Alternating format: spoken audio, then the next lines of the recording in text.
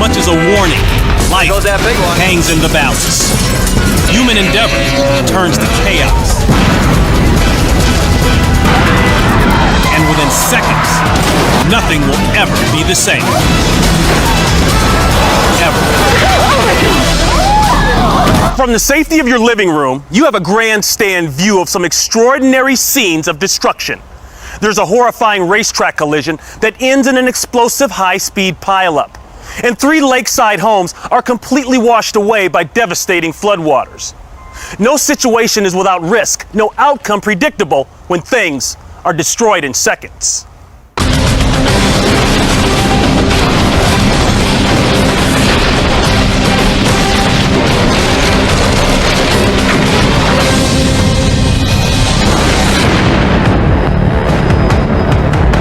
Des Moines, Iowa. 911. We got a fire. Big fire. No, great. Stuff's blowing bad, man.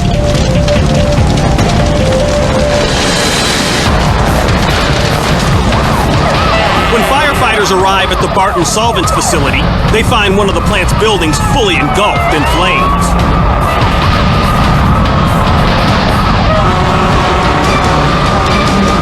Crews attempt to approach the inferno, but are kept back by one earth-shaking eruption after another.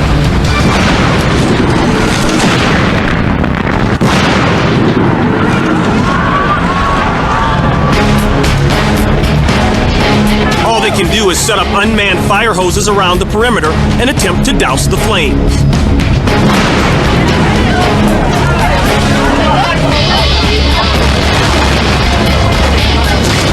Each fireball represents a 55-gallon drum of the highly flammable solvent ethyl acetate as it explodes due to heat and pressure. The blast sends some of the drums hurtling hundreds of feet through the air.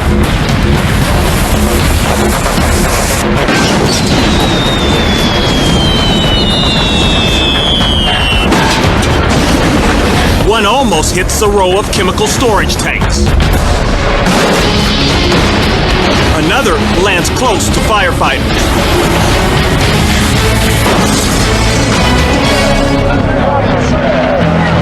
Fearing that several nearby train tanker cars might also ignite, officials evacuate the area and shut down 2 major highways.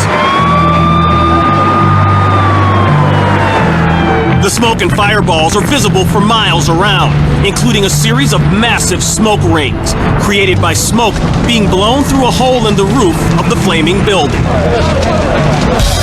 It takes over 100 firefighters more than 4 hours to bring the blaze under control. One worker sustains minor injuries, and a firefighter has to be treated for smoke inhalation.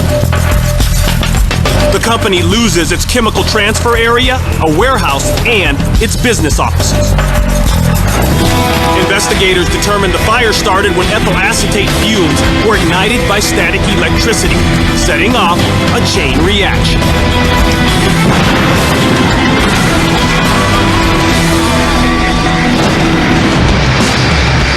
An aircraft carrier during flight operations is one of the most dangerous workplaces in the world.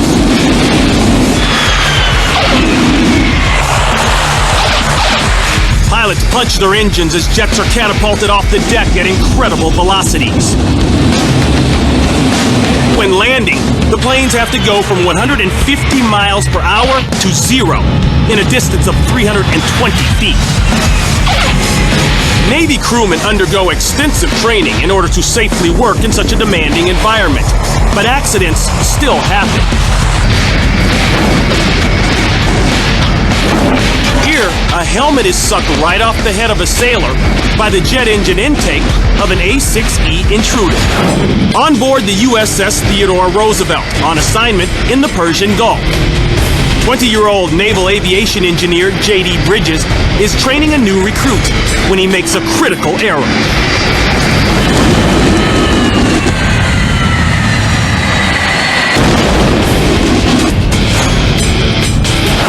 One of the primary aircraft carrier safety rules is to always kneel during the inspection of a jet's launching mechanism.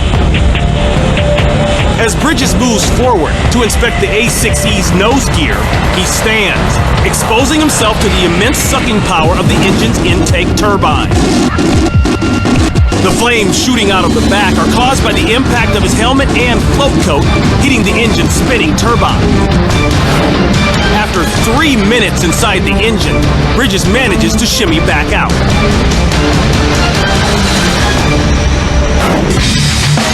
Two factors may have contributed to saving the young man's life. Inside the engine, Bridges' body becomes wedged against the bullet-shaped fan hub. This prevents him from hitting the spinning blades on the engine's turbine. The helmet and coat torn from Bridges' body sets off the jet's foreign object alarm. The fast-acting pilot immediately cuts power to the engines. In addition to multiple lacerations, Bridges suffers a fractured collarbone and a punctured eardrum. He makes a total recovery. After completing his service, Bridges ends his military career with an honorable discharge. Maryland International Speedway. Thousands of fans line the tracks to watch pro-modified dragsters compete in the American Drag Racing League Championships. These supercharged dragsters are capable of cranking out more than 2,400 horsepower.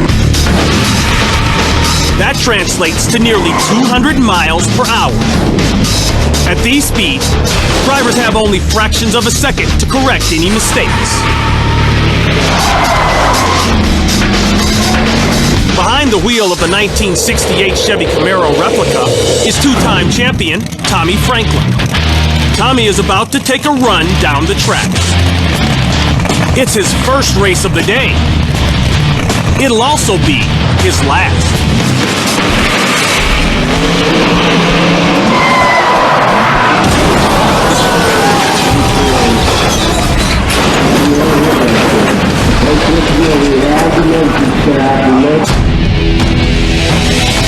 Just seconds into the race, Tommy loses control. His $200,000 dragster slams into the concrete barrier. The parachute deploys and wraps around the frame.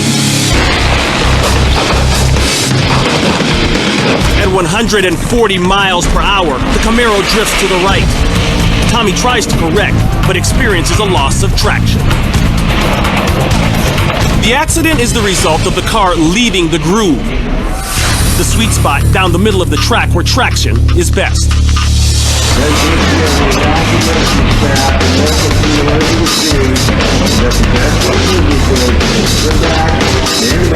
Rescuers come running to the mangled car.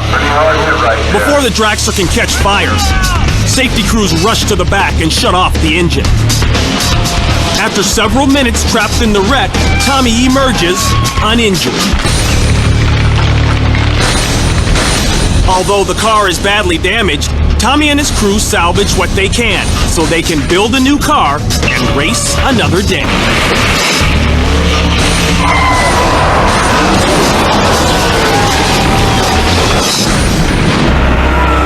For people in the upper Midwest, Lake Delton, Wisconsin is a popular destination for fun and thrills in the water. But in June 2008, water is the last thing Lake Delton needs. After torrential storms dump more than a foot of rain in the area, the dam at Lake Delton is overwhelmed. Water gushes through the dam's overflow and cuts through a narrow strip of land that separates Lake Delton from the Wisconsin River. Now, the lake is emptying directly into the river. As the lake drains, its raging waters wash away tons of soil, bringing down trees one by one. That's it. Lake Delton, that's done. It is getting more intense. It places every waterfront home near this new spillway in danger. Two neighboring houses that used to be a safe distance from the lake are now on the water's edge. One at a time, the churning current starts claiming victims. Pieces of the foundation keep sliding away from one of the homes, leading to its collapse.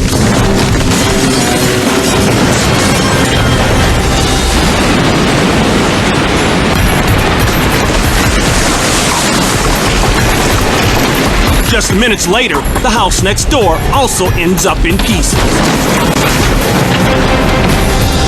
Just down the street, the Fromm family built their dream home on the shores of Lake Delta.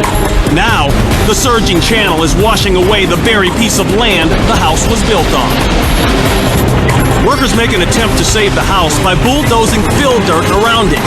As they do, the home next door slides off what's left of its foundation in one single piece. The workers give up, and the only tree still standing in the yard goes down. Finally, the last bit of soil supporting the house caves in. There goes that big one. Wow! The Fromm's dream home, as well as roughly 99% of their property, is gone. Oh, man. When the skies finally clear and the flooding subsides, what used to be a lake is now a 267-acre mud hole. The lakeside water show that once drew thousands of people is landlocked. In all, 5 houses are washed away when Lake Delton cuts a new path to the Wisconsin River. The cost of the homes, $2.3 million. Oh my God. Oh my God. Oh my God. There goes that big one. Wow.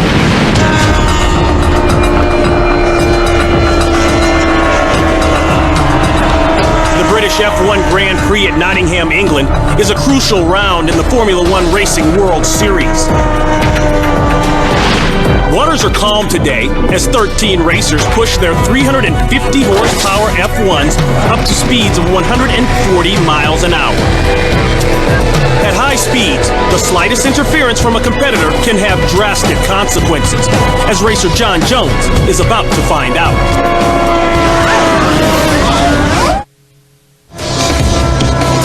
It's the Formula One Racing World Series in Nottingham, England. The fastest racers in the world are here today, looking to strip the championship title from Welshman John Jones.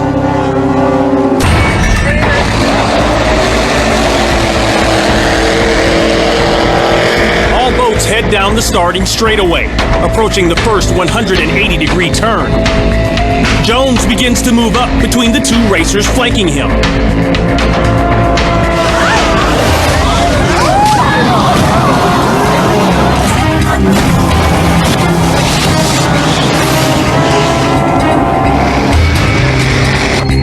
At the start of the race, the 2 racers on either side of Jones stray off course and converge on him. Jones pulls back to avoid a collision. F1s travel on a thin layer of air. The 2 converging F1s spray water under Jones's boat. The altered aerodynamics causes him to flip.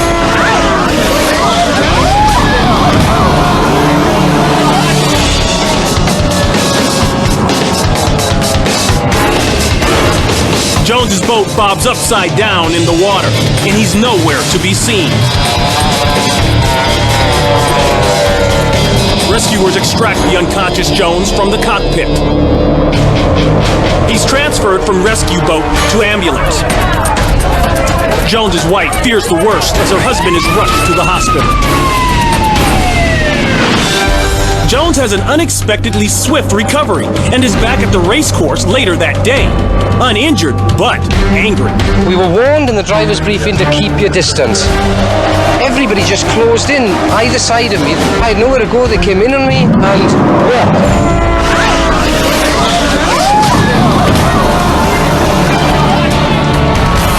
Jones is back on the water in the very next Grand Prix. He wins 3 more World Series titles, becoming one of the most decorated drivers in the history of F1 racing. It's fair time in Cayuga County, New York, which means it's time for the annual Mod Light car race. Mod Lights are powered by motorcycle engines. They can hit speeds of up to 80 miles an hour. The 20 and the 18 of Profiter. On lap 4 of this qualifying race, driver Don Finner tries to pass a competitor, but his back end hits the wall in the process.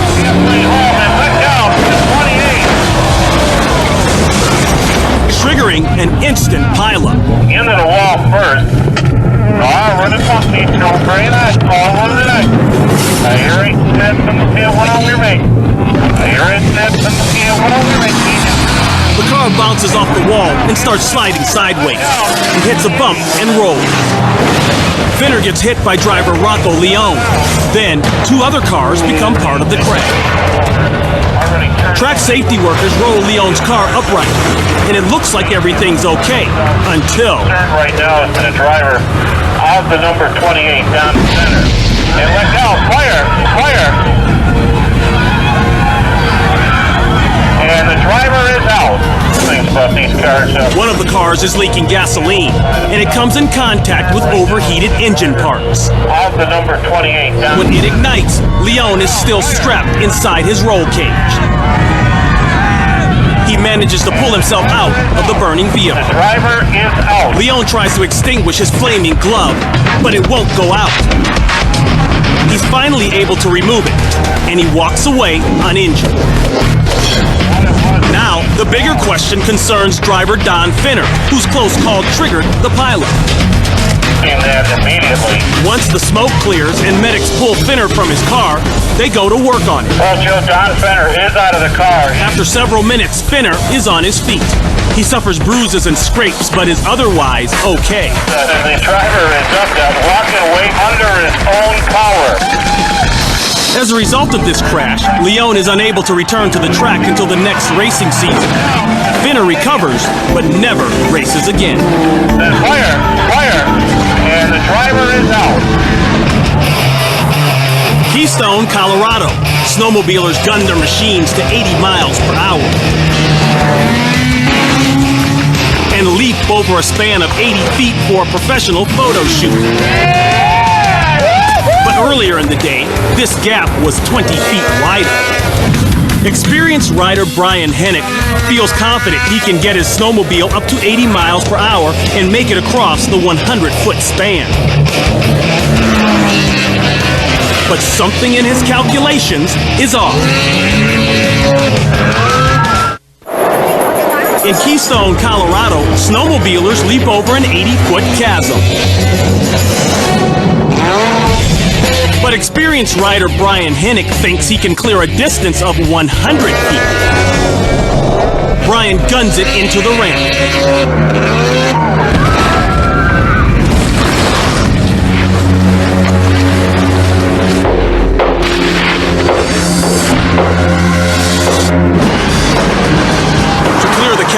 Brian needs to hit the ramp at 80 miles per hour, but he only reaches 65 miles per hour.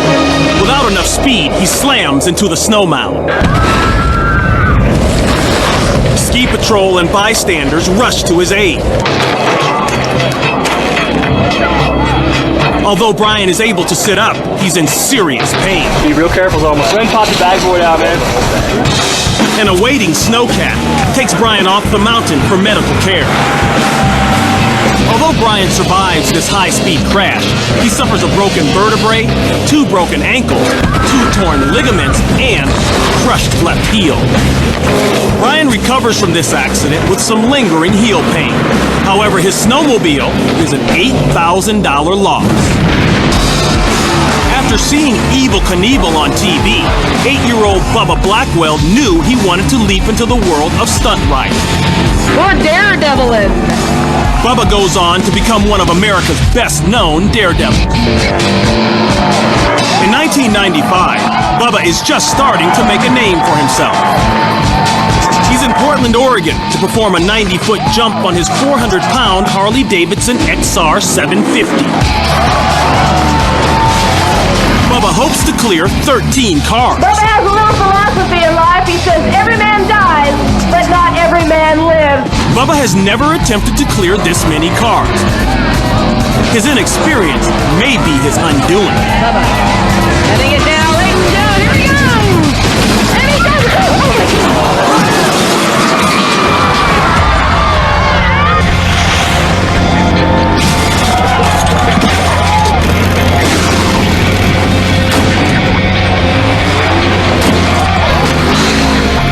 Bubba has only 200 feet of lead up to the ramp.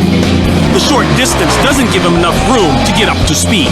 He needs to hit the ramp at 70 miles per hour to clear the 90-foot gap. But he only reaches 65. Bubba comes up short of the blue landing ramp. He flies over the handlebars. The 400-pound bike bounces off his body. Rescue crews rush to Bubba's side. And a fairly bad fall for Bubba Blackwell. Bubba suffers 2 broken ribs, a broken collarbone, a shattered scapula, and a punctured lung. Bubba fully recovers and goes on to break nearly every record originally set by his hero, Evel Knievel. Oh, here he goes! And he does it! Oh my God! 1953. 65 miles from Las Vegas, Nevada. The Atomic Energy Commission and the Department of Defense are conducting Operation Upshot Knothole. The goal is to study effects of nuclear explosions and radiation on everyday objects like cars, houses, and airplanes. In one test, vehicles are placed inside the Nevada test site for the experiment.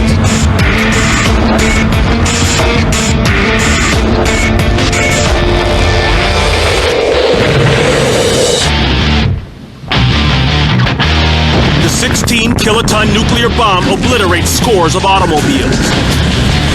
The vehicles nearest to ground zero are completely destroyed. The ones at a greater distance sustain less damage. In another test, 3 one-room houses are constructed to simulate a typical neighborhood. One house has fresh paint and a clean yard. The second is unpainted and has a yard filled with refuse. The third has dry rot inside the framing.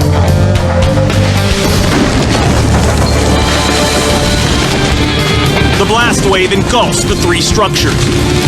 2 of the homes are completely razed. But the freshly painted home survives the explosion. Based on this experiment, scientists conclude a low-yield nuclear detonation within a city could cause 100,000 house fires. I'm Ron Pitts. Thanks for watching Destroyed in Seconds.